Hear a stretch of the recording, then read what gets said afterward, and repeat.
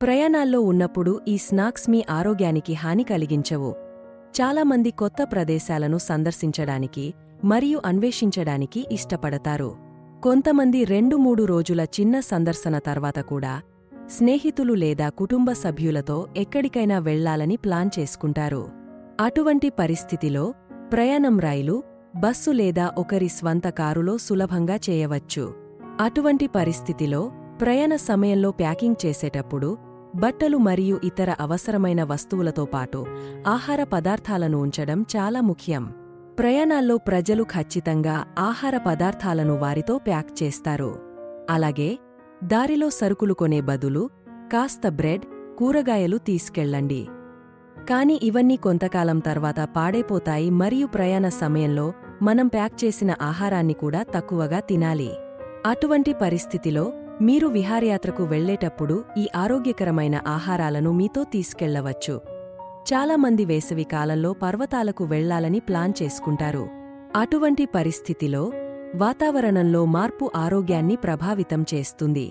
అందువల్ల మీరు మీ ఆహారపు అలవాట్లపై ప్రత్యేక శ్రద్ధ వహించాలి. ప్రజలు అల్పాహారంగా నూడుల్స్ వంటి వాటిని ఎక్కువగా తీసుకుంటారు. కాని ఇది ఆరోగ్యానికి హాని కలిగిస్తుంది.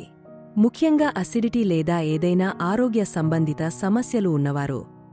అటువంటి పరిస్థితిలో మీరు అలాంటి కొన్ని ఆరోగ్యకరమైన స్నాక్స్ ఇంటి నుండి కూడా తీసుకోవచ్చు. ఇవి త్వరగా పాడవవు మరియు మీకు ఆకలిగా అనిపించినప్పుడు లేదా అల్పాహార సమయంలో ఎప్పుడైనా తినవచ్చు.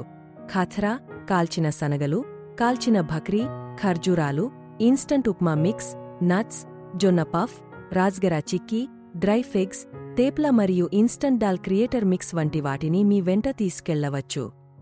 ఇవి మీ ఆరోగ్యానికి కూడా మేలు చేస్తాయి. ఈ స్నాక్స్ పిల్లలకు కూడా ఉత్తమ ఎంపిక అని నిరూపించవచ్చు. అలాగే మీరు 2-3 రోజులు బయట ఉంటే మంచిగా ఉండే పండ్లను మీతో తీసుకెళ్లవచ్చు.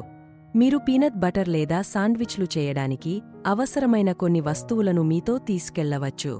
తద్వారా ఆకలిగా అనిపించినప్పుడు బయటి నుంచి బ్రెడ్ తీసుకుని శాండ్విచ్ చేసి తినొచ్చు.